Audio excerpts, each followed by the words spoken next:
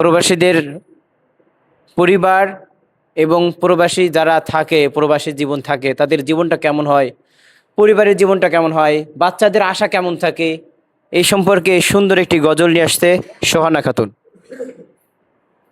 আসসালামু আলাইকুম। দূর প্রবাসে থাকে বাবা, আসবে ঈদে বাড়ি। আমার জন্য আনবে জামা, মায়ের জন্য শাড়ি।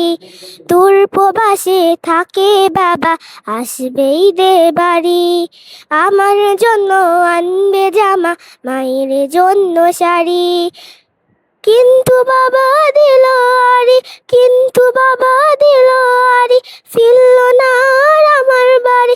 কিন্তু বাবা দিল আরি, ফিরল না আর আমার বাড়ি।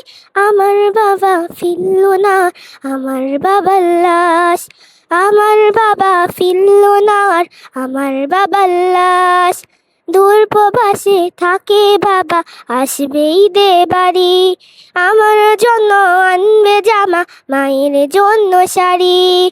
কিন্তু বাবা দিল আরি, ফিরল না আর আমার বাড়ি। কিন্তু বাবা দিল আরি, ফিরল না আর আমার বাড়ি। আমার বাবা ফিরল না আর আমার বাবার লাশ। আমার বাবা ফিরল না আর আমার বাবার লাশ। বাবার এমন কথা শুনে সব হয়ে যায় মাটি। বাবার এমন কথা শুনে সব হয়ে যায় মাটি। আসসালামু আলাইকুম।